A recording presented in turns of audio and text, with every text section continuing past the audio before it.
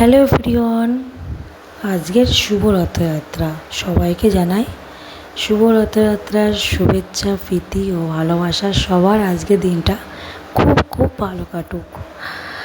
আর আজকে আমার ডিউটি ছিল না, ছুটিই ছিল। তা ছুটির দিন একটু দেরি করে ওঠা হয় ঘুম থেকে। আমার সোনামা এখানে ঘুমাচ্ছিল, আর আমার বড়মশাই অফিসে চলে গেছে ডিউটিতে। ওর রাজ্যের ব্যাংক খোলা আছে, ওর ছুটি নেই।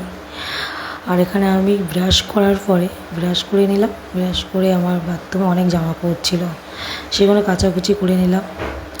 কেচে আমি অনেক কিছুই ছিল, অফিসের জামা থাকে, মামের কালকে আগের দিনে হচ্ছে স্কুলের জামা কাপড়, অনেক জামা কাপড়ই হয়, প্রত্যেক দিনই আমার ডেলি কাচতে হয়। তাই এগুলো কেচে আমি এগুলো মেলতে গেছিলাম। আর আজকের মেঘলা মেঘলা আকাশও ছিল, কোনো সময় রোদ হচ্ছিল সকালের দিকে, কোনো সময় আবার মেঘলা হচ্ছিল, বুঝতে পারছিলাম না যে বৃষ্টি হবে কিনা বেলার দিকে। যে মেলতে গেছিলাম ছাদে, মেলে দিয়ে আমার সোনামাও গেছিলো আমার সাথে। আর আমার গাছের ফুল ফুটেছে, দেখো জবা ফুল, পঞ্চজবা, অনেক জবাই ফুটেছিল আমার আজকে গাছে। আর আজকে রথও ছিল, তো ভালোই হয়েছে, ঠাকুরকে দেওয়াও হবে খুব ভালো। আর এখানে আমি বিছানা ঝেড়ে নিয়েছিলাম, আমার সোনামা এখানে ক্যামেরার সামনে দুষ্টুমি করছে।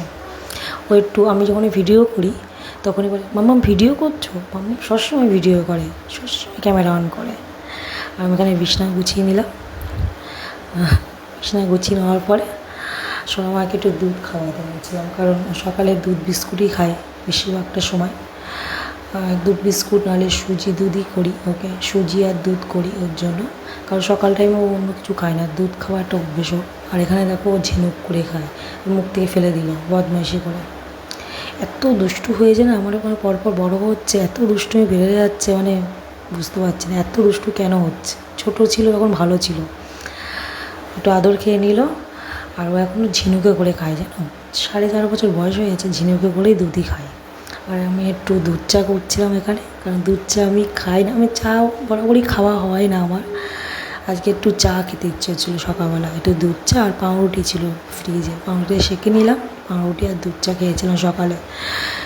আর সকালে করেছিল মা, করেছিল হচ্ছে পরোটা, আলুর দম করেছিল, 2টো পরোটা আর আলুর দম খেয়েছিলাম সকালের দিকে।